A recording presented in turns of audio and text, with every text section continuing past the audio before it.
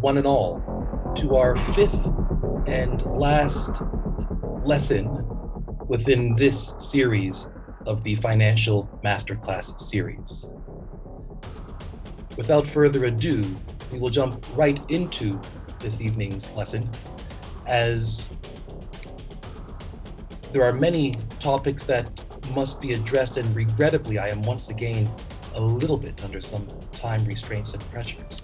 Notwithstanding, we will cover what needs to be covered and addressed, and we will begin promptly. Last week, there were a number of questions which came forth, and I thank everybody for bringing those questions to me. However, as this is not a theological class, but rather a financial master class, I would not use this venue to address the numerous questions that were presented to me as it pertains to the Vatican and as it pertains to King James and the British throne. However, having said that, I will decidedly and decisively say to all of those people who made the theological inquiries that they made and wanted to know my final understanding of King James, I will sum it up as follows. We need not speculate on the impacts that the beheading of his mother had upon him. What is of relevance is the basic fact that King James was absolutely obsessed with a discussion on Satan. And indeed, from his theological viewpoint, he believed that if you did not believe in the devil and the devil's work in society, then you are contradicting the very nature of your entire theological belief system in God. For he insisted that the devil was very much part of our theological understanding, and consequently, to deny the devil's work would be to deny God. And he took it a step further to say that the devil was God's hangman, which was to say that where the devil meant to do evil, God would always transform it into some type of good.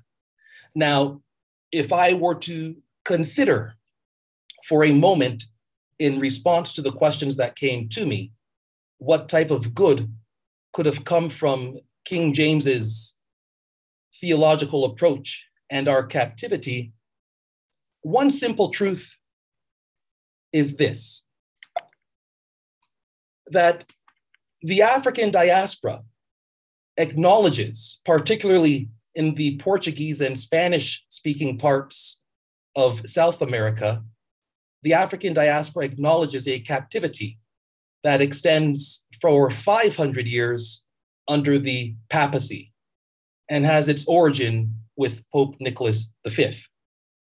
While the African diaspora within North America and throughout the Caribbean acknowledges a captivity that extends for 400 years, commencing in 1619 under King James, and of course concluding in 2019. Now, insofar as the diaspora does now speak very actively about 400 years of captivity, then to embrace King James's theological discourse and his potential pact with the devil, one might conclude that anybody who could not look at these last 400 years of captivity and affliction and recognize the lawlessness that has occurred, and recognize the state of perdition that our people have been subjected to, and recognize the work of, as King James would articulate it, Satan within our social circumstance. Anybody who could not recognize that wickedness would indeed be denying their own theological framework.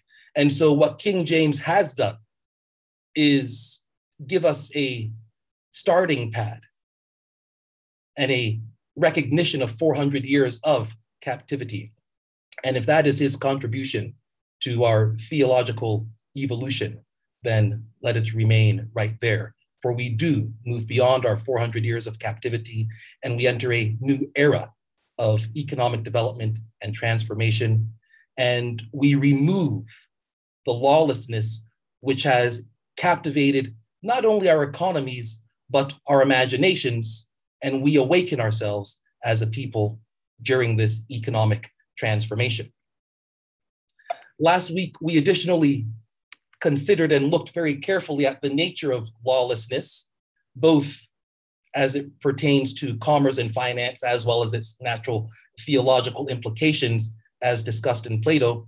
And I gave you a new definition of lawlessness, which states that lawlessness imitates the behavior of law until over time it becomes so abundant and common that one imagines lawlessness is the law, and lies are imposed upon us as the truth. And consequently, as we move forth, we must do a comprehensive audit of all lies, both economically and socially, that have been imposed upon us that we take for truth. Indeed, during our lessons 1 and 2, we looked at capital, and we looked in particular at the relation of capital as it expands over multiple generations and as it relates to our lands.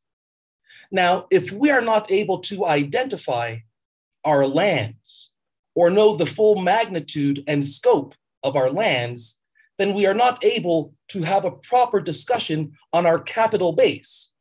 Now, one of the illusions, one of the misconceptions that have been imposed upon our people, and which we have now taken for a truth, actually relates to the magnitude of continental Africa itself.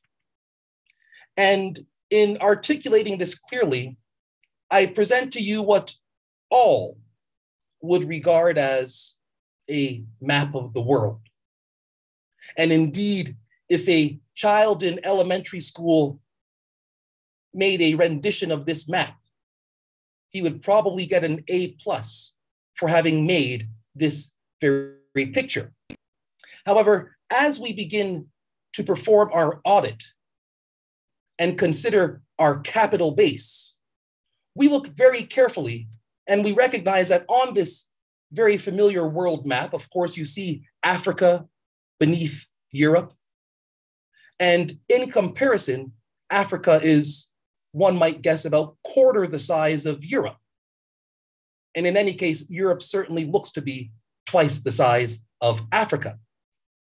But when one does a practical measurement, we see that the distance from Africa's most eastern point in Somalia to its western point in Senegal is approximately 4,630 miles, or for those of you who use kilometers, 7,452 kilometers.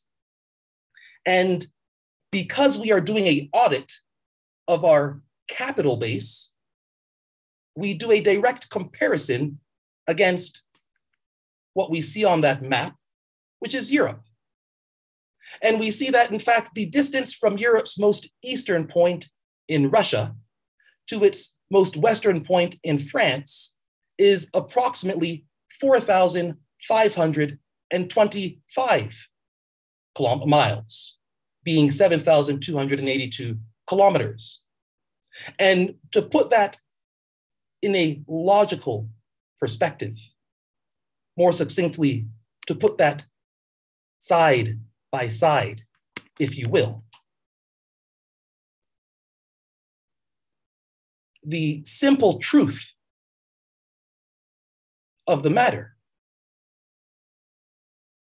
is that, geographically speaking, and in terms of land mass, Africa is 7,452 kilometers, or rather miles, in its breadth from east to west, and Europe is 7,282 kilometers in its breadth from east to west, which means that everything that we see in this map belongs to the realm of lies, deceptions, and a misinformation, not only to the global African family, but to the world as it pertains to the capital base that Africa is actually working with. It is a wonder that anybody is ever actually able to fly from anywhere else in the world to Africa utilizing this map, given its deception. And the simple fact of the matter is that our so-called scholars from Harvard, our scholars from MIT, our scholars from Cambridge, and our scholars from all around the world, as well as our political leaders and our economic leaders, do not shed light to this simple deception as it pertains to Africa's geographical capital base in contrast to Europe's geographical capital base. And we need not have a technical discussion about latitude and longitude. The simple fact of the matter is that Africa is larger, going from east to west, and any map that represents something to the contrary is highly, highly, highly deceptive. And of course, it is a lie that we have come to take as the truth. Now, because we are in the midst of an audit, and when one audits, whether it be the financial books of a small business, the financial books of a nation state, the financial books of entire regions, when one audits, one must be prepared to correct the mistakes that one sees so that going forward, correct decisions can and must be made. And in that spirit, we have a look at the IMF and the World Bank. Many of you have heard of the Bretton Woods Conference. From a historical perspective, and I just want to give this background information as it is necessary to understand the context.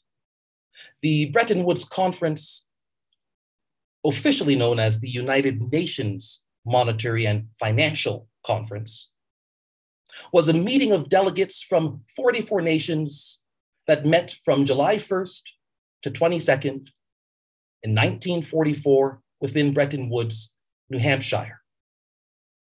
The purpose of the conference was to agree upon a series of new rules for the monetary system after World War II. Now, given that Bretton Woods occurred in 1944, and no African nation had achieved some degree of sovereignty, so to speak, on the continent from those thieves who would have stolen Africa's lands and territories. The simple fact of the matter is that no African nation today had participated in that Bretton Woods Conference, which reestablished the world monetary system. And indeed, Africa was minimalistically impacted by World War II, and consequently, the Bretton Woods Conference was not an African affair, but it was indeed an affair of those Western powers that found themselves at war, effectively over Africa's resources.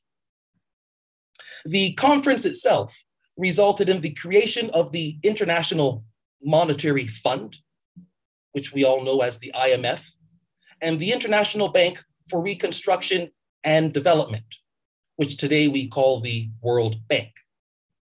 The IMF was to maintain a system of fixed exchange rates centered on the US dollar and gold, while the International Bank for Reconstruction and Development was responsible for providing apparently financial assistance for the reconstruction of war-ravaged nations and support to the economic development of less developed countries.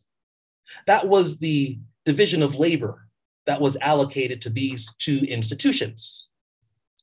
Now, if we go deeper into the purpose of the IMF and World Bank at that time, it is articulated within Article number 1, which reads as follows. The purpose of the bank are to assist in the reconstruction and development of territories of members by facilitating the investment of capital for productive purposes, including the restoration of economies destroyed or disrupted by war, the reconversion of productive facilities to peacetime needs, and the encouragement of the development of productive facilities and resources in less developed countries. Now, we understand that they established a drawing system, the details of which I will not go into in this discussion. But that is the mandate with which the IMF and World Bank, in a nutshell, were allocated with from their conception. And of course, the capital base by which that mandate was to be delivered is articulated in Section 2 of its Articles of Agreement. Now, the authorized capital is as follows. The authorized capital stock of the bank shall be $10 billion in terms of United States dollars of the weight and fineness in effect on July 1st, 1944. The capital stock shall be divided into 100,000 shares, one having a par value of 100,000 each, which shall be available for subscription only by members. Now, the reason for the term United States dollars of the weight and fineness is a reflection of the fact that the dollar was to be pegged at gold at a conversion rate with which the international community could engage and exchange with it. Now, the Bretton Woods system effectively became operational in 1958, and the countries that were members settled their international balances in US dollars. That was the agreement of the conference at that time. US dollars were convertible to gold at a fixed exchange rate of $35 per ounce. And consequently, we know very clearly that the US dollar under the Bretton Woods system was what we would define as classic money because it adhered to the gold standard. Now, when we talk about classic money, money has a very specific definition. Don't be caught up in all the newly fabricated definitions that are circulating in the economy to accommodate people's newly created crypto instruments, etc. The classic and correct definition of money is as follows. Money is a medium of exchange. Money is a unit of account, and money is a store of value. Under the Bretton Woods system, money was expressed and defined as 35 US dollars equals 1 ounce of gold.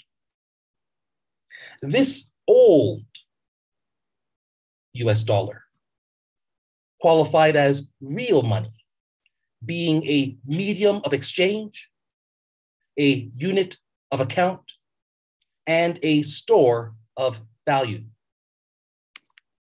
However, on August 15th, 1971, US President Richard Nixon addressed the nation and its partners internationally, introducing a new policy that ended the gold standard for the USA and effectively ended it for its international partners. Foreign governments could no longer exchange their US dollars for gold, and in effect, the US government and its partners switched from a system of money to a system of fiat currency. I'm going to make that statement again. They switched from a system of money to a system of fiat currency. Now, the definition of fiat currency is as follows. Fiat currency is government-issued legal tender with no intrinsic value of its own. Fiat currency is not a store of value. It is not a unit of account. And consequently, because it is not a store of value, we understand that although it says $1 or $2, it cannot be a unit of account because it has no value to account for. What is it counting? So by definition, we say that fiat currency is not money. And that is made abundantly clear when we make a basic comparison between one unit of fiat currency, such as the US dollar, the euro, or the British pound, or any other fiat currency of your choosing, and one unit of Lumi money. For we see that one unit of fiat is indeed a medium of exchange. You can have $1 that you pass from one person to the next. And you do so because you had become accustomed to doing it when there was a gold standard in place. And so you remember that while these dollars used to have some kind of value within them. But the fact of the matter is, thank you to Richard Nixon, these fiat currencies no longer have value. And consequently, they are no longer a unit of account. And we can contrast that directly with one unit of Lumi money. We see that indeed one Lumi naturally constitutes a unit, a medium of exchange, whether it is being transacted physically or digitally. We also see that within the underwriting of Lumi, there's 100 kilowatt hours of solar energy pegged against 4 grains of gold, which means that it constitutes a store of value. And consequently, because it constitutes a store of value, we see that it functions as a unit of account, for it accounts for both gold and energy. Now, the implications of that, in contrast to our modern fiat system, is that since 1971, the international community has been utterly, completely, totally bankrupt. And in the spirit of bankruptcy, and in their desire to continue playing the game, although they've been bankrupt, they have been using their military power to, on the one hand, enforce the acceptance of their worthless paper fiat currency. They have been using military power to purchase our very, very precious minerals, our very, very precious commodities, and our very valuable labor power, not only from Africa, but from around the world. And of course, They have been using their military power to artificially grow their economy.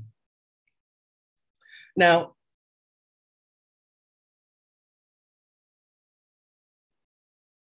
we recognize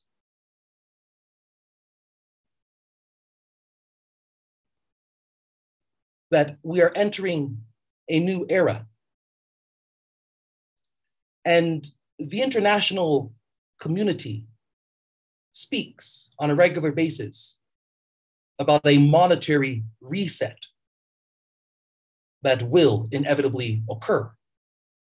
And the reason why that monetary reset must occur is because they've been playing with monopoly money. And our people have been full-heartedly supporting the circulation of worthless paper fiat currency, not only throughout continental Africa, but throughout the world. And so, as the diaspora re-enjoins our brothers and sisters on the continent, we begin, of course, with an audit. Did you think we would just come forth and enjoin you in a state of bankruptcy? No, we are trying to get beyond poverty and bring Africa and indeed the international community into a new condition of well-being. And so we will take a look at one or two highlights of the policy that will work to transform both the continent and the diaspora and the international community vis-a-vis the sixth region. Now, it is clear that the continent itself is divided into 5 regional economic communities. And each regional economic community is very protective of its territory. We know that ECOWAS has a very dynamic developmental agenda. We know that SADC has a very dynamic developmental agenda. We know that CIMAC has a very dynamic developmental agenda. And of course, as the diaspora comes forth, we too are equally protective of our region. And we also have a very dynamic developmental agenda. Now, as a point of reference, the economic community of states, nations, territories, and realms of the African diaspora 6th region, the acronym of which is ECO6, is a treaty institution, the treaty of which was ratified on August 1st, 2019. It constitutes a framework of economic cooperation for the African diaspora amongst ourselves, as all regional communities do, and of course, with our motherland, continental Africa. What must be abundantly clear is that as we begin this process of auditing the monetary deceptions that we've been subjected to and transforming our economies based upon the real capital that we have to our disposal, we must reconsider our ports of entry and how those ports are utilized for the import and export of African wealth, whether it is gold, whether it is cocoa. It does not matter what the commodity may be. We must reevaluate our ports of entry, because every single port of entry on the continent today was established during the grand theft of these so-called colonial era. And consequently, those ports do not speak to the interest of Africa's domestication and industrialization process, but rather speaks to the interest of satisfying those economies that are effectively bankrupt and are determined to try to use deception to attain our wealth. Now, as a port of entry, we must understand that a port of entry is a place where people and goods may legally enter a country or region or continent. The sixth region is Africa's newest port of entry. That is part of the consequence of our enjoiner with our motherland. And indeed, to ensure the economic and monetary integrity of the sixth region itself, the African Diaspora Central Bank has established the sixth region system of central banking. And so let me be very clear about this. When we speak of the sixth region, we speak of all places outside of continental Africa. And consequently, our policy pertains to the regulation of African regional currency exchanges with the sixth region.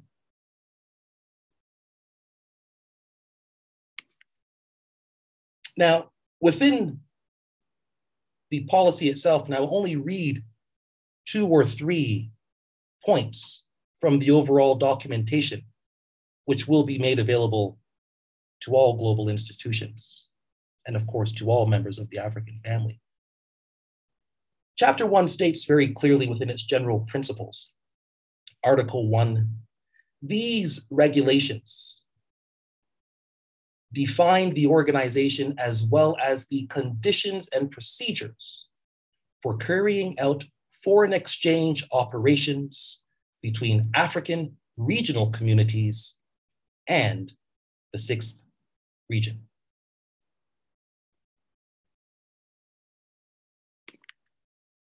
Article 6 illuminates the fact that the African currency issued and having legal tender and liberating power in the sixth region is the African kingdoms, Lumi, of our economic community, with its currency code being AKL and the short name being Lumi. As we stated earlier and as articulated here within the policy itself, the Lumi is underwritten by 100 kilowatt hours of solar energy and 4 grains of gold by fixed parity. Thus, the rate of 1 AKL is equal to 4 grains of gold, being 0.2592 grams of gold. Within Chapter 2, it states the administrative organization of foreign exchange regulation, Article 12, reading, in accordance with its statutes, the ADCB conducts sixth region exchange rate policy. In this respect, it draws up the rules relating to the implementation of exchange rate policy and ensures that economic agents comply with the exchange regulations applicable in the sixth region. Now, the consequence and the spirit of this policy should be understood as follows. For what the Lumi provides for us is this: rather than using petroleum energy, which was the case for the United Arab Emirates, which was the case for Qatar, which was the case for Saudi Arabia, rather than using petroleum energy to establish its underlying value, the Lumi takes a leadership role in global climate action and uses renewable energy to establish its underlying value. The sixth region reform imposes a practical framework for the development of sustainable development and the global decrease of carbon emissions.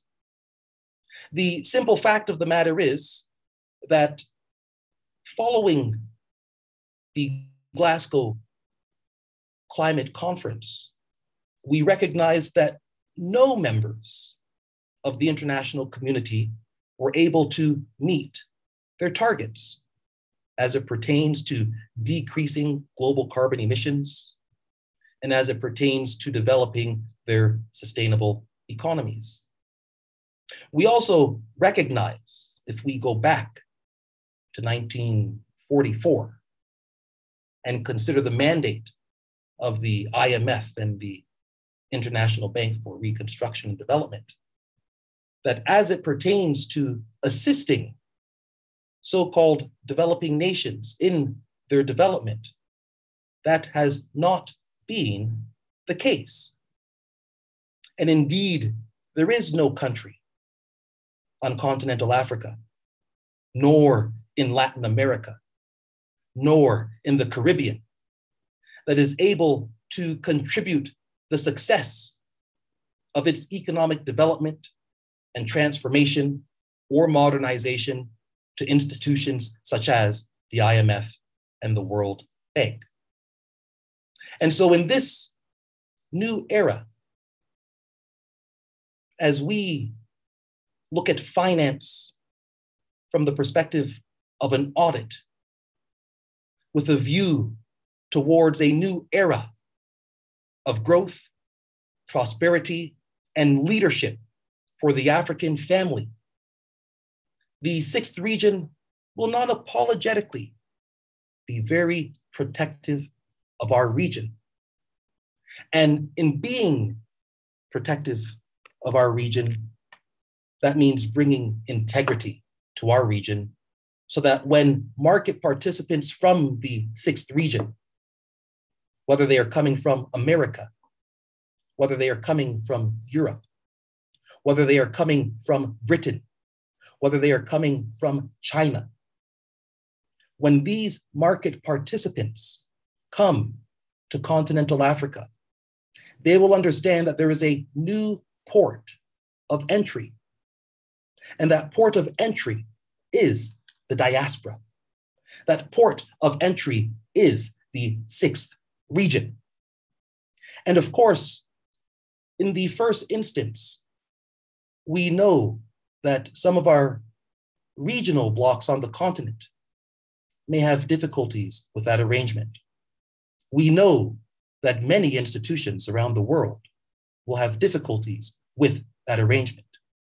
But I can assure you that over time, the IMF, who is bankrupt, the European Union, who is bankrupt, the Bank of England, which is bankrupt, the Federal Reserve Bank of the United States, which is bankrupt, will all come to terms with the simple fact that the Lumi is the new official legal tender of the sixth region.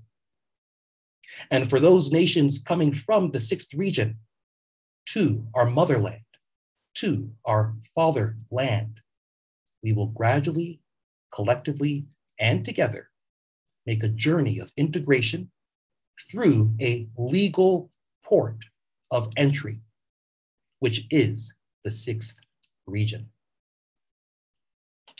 And so, as we prepare to close this year,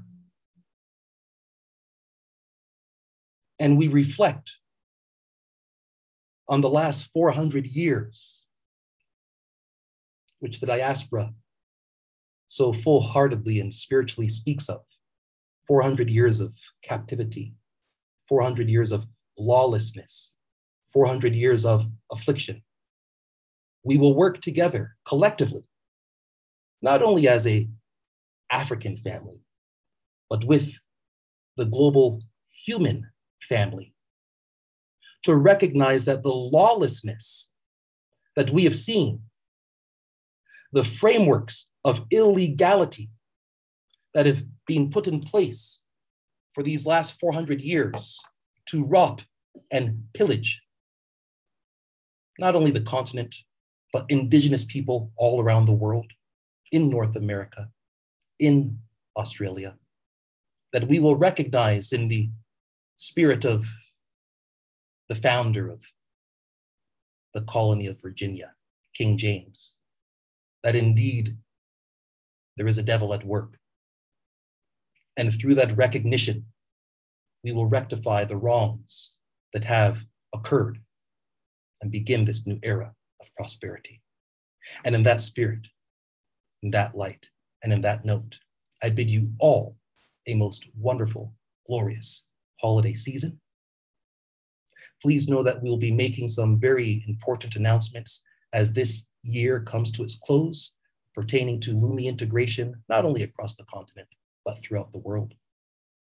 And indeed, your ability to use Lumi as opposed to being dependent on its convertibility into worthless fiat paper. Blessings and good night to you all. Thank you.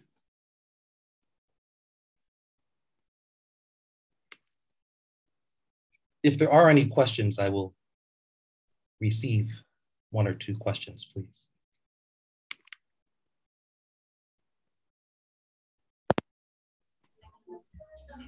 Can you hear me? I hear you very well. Okay, thank you. I just need some repetition as you were explaining the different regions of the financial world. I think just before you went in detail for the Eco 6. If you could repeat that, please. Oh, I would propose that if you're on the continent, you know very well the economic communities across continental Africa. And rather than me going into a full description, it suffices to say that we have North, South, East, West, and Central Africa, which each have their own dedicated economic blocks. And the sixth region constitutes an economic block unto itself, which we will regulate and put structure and framework in so that it can properly engage the continent. So the sixth region will be operating in Africa only, or it's also global? The sixth region is all territories outside of Africa. That is the sixth region. But the other regions are at specific areas. They are not global. Because I just want to check if they are competing on the same platform globally or they are operating in different sections. We shouldn't think about competition of the regions as we are in a new era of African continental free trade. And of course, these regional economic blocks are the building blocks for African continental free trade. What we should think about is proper ports of entry so that the diaspora and the continent are able to ensure that we do a proper audit of all business activities and all currencies that seek to interface with our continent going forward. Thank you very kindly for your question. Next question, please. I see the hand of Bartholomew. Hello, Chief. Greetings. How are you? Wonderful, thank you. Chief, I just want to know the Lumi. I'm from South Africa in Cape Town. When can we have the good news to change the Lumi into rands? I'm very excited for this Lumi thing. What can you say? What can you give us a good news? What does? When it comes to any topic of conversion, and I will reiterate what I've always said, even though conversion will and must be a reality of the immediate present going forward, our focal point is to use Lumi as our dedicated currency, irrespective of where you are. It is the official currency of the kingdoms. And so we re-embrace our historical legacy as kings and queens. And of course, it is the wealth of the diaspora. And so in this new era of trade between the sixth region and SADC, of course, we should see Lumi being fully integrated within the SADC region. Thank you. I see Kandaki, I apologize, Kandake's hand. Kandaki Aikila, give thanks, Chief. Give praise so much for your presence, and your word sound today has been the most glorious word sound. My heart is joyful, very thankful. Thank you, sir.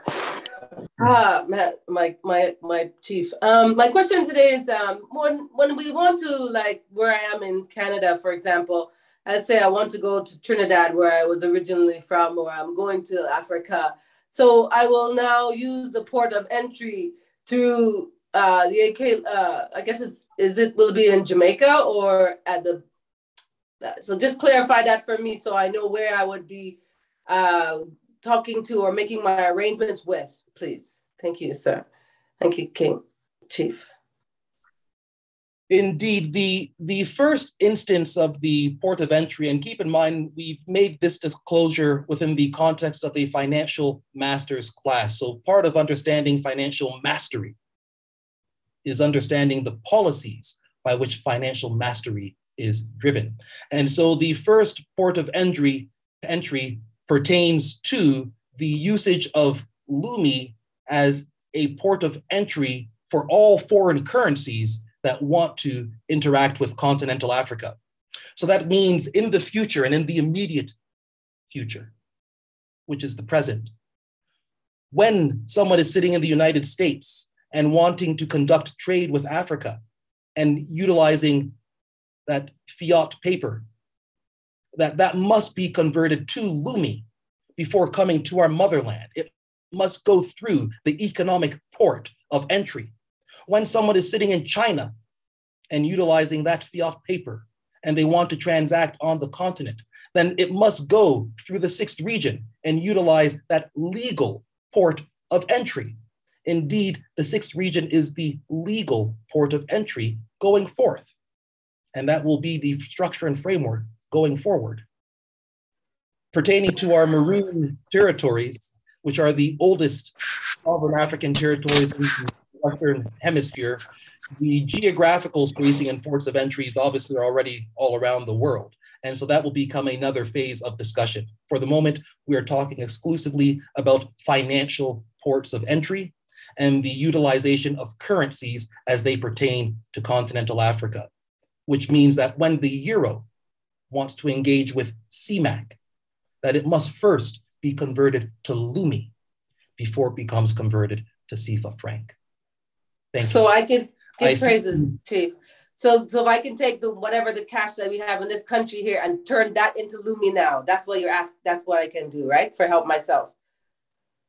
We will be engaging aggressively the entire international community as the policy has been set, the legislation has been put forth, and it will be and must be integrated around the world. And of course, there may be some brief time delays, but my expectation is that the merchants on the continent and the merchants and the diaspora will immediately begin to adhere to the new legislation that is out there pertaining to how we will interact with ourselves on the continent and in the 6th region. Thank you so much, Chief. I understand greatly. Greatly appreciated. Greatly thank you so kindly. I see the hand of Kennedy. Okay. Good evening, Chief. Greetings. Thank you very much. I'm from Ghana and have been following this currency for the past, let me say, a year now.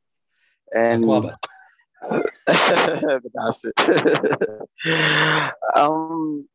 In fact, from the initial stage and when I heard about Lumi, I think I was having different attention and intention when it comes to the Lumi currency, because we were having different idea about the currency.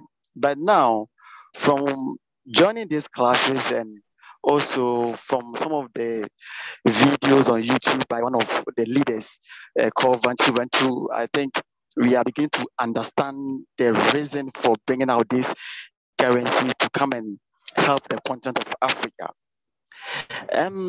Right now, I think now when you talk about the convention, I think you as the visionary for this currency is not encouraging that. And I think it is on the right direction of doing that, because anytime we try to do that, this means that we are trying to devalue the currency for its use. But I am trying to, because me, for instance, I have made sure that I've registered, I try to connect people, more than 1,000 people who have registered on my line. And these people have registered for the past 1 year now. And always they are trying to ask for convention and convention and convention. But we try to create a community here in Ghana, and I think one leader also is here who also has registered more than 1,000 people at the same time. We are trying to create a community here, how we can trade among ourselves and try to get suppliers who will be able to produce the goods that those who want to use their Lumi for. But one of the issues that we are trying to think of it is that when the producers I apologize, Kennedy. Kennedy. I'm just concluding. Do you have a specific question? Do you have a specific question for me, Kennedy? Yes, please. Yes, please. I'm just okay. Thank you very much. So what I'm just trying to ask is that even when you have the suppliers, I try to bring people on board, but what they are saying is that so far when you bring me on board, if I accept your Lumi at the end, how am I going to get my principal back to go and take another cruise? That is the main problem that we are facing. So first, I want to know, if I had a supplier, how can the supplier even get back his or her principal to go and bring another goods to make sure that his shop is being full? Indeed, the question you're asking pertains to, I guess, some supplier conversion. One of the things that we will recognize with the new policy, and indeed, I know as there are many different ears partaking in this, I would state that for our regional heads, what is crucial is that we get beyond policy and get into implementation of policy. So candidly, I'm not answering the question as you would want it to be directly answered, because the issue is actually far more micro or macro than simply dealing with the suppliers. The issue pertains to the continent itself adhering to the integration policies that it's put in place to make the African Continental Free Trade Area operative. The fact of the matter is we still are bombarded with borders, physical colonial borders that make our nations separate and segregated. It separates our people. And of course, collectively, we must transform all of those dynamics at a national level and at an inter-regional level.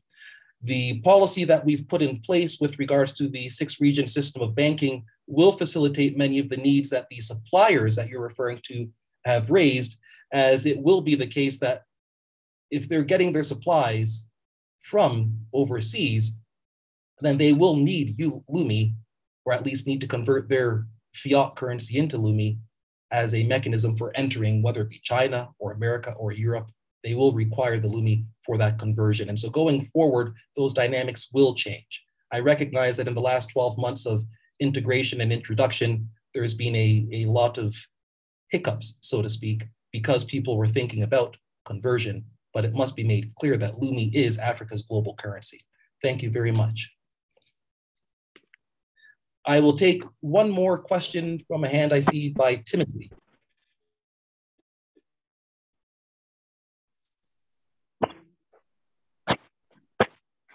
Yes, thank you very much, Chief Timothy McPherson. We appreciate all your efforts. You've been trying to educate us. Now, my question is, I've always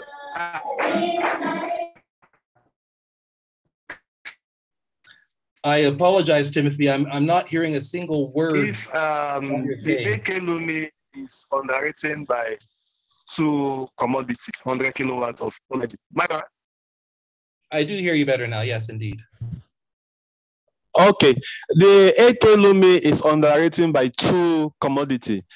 Can we say there is a vault of gold somewhere where all our Lumi equivalent in gold is available, or we should just focus on the solar aspect of the commodity that the Lumi is tied to?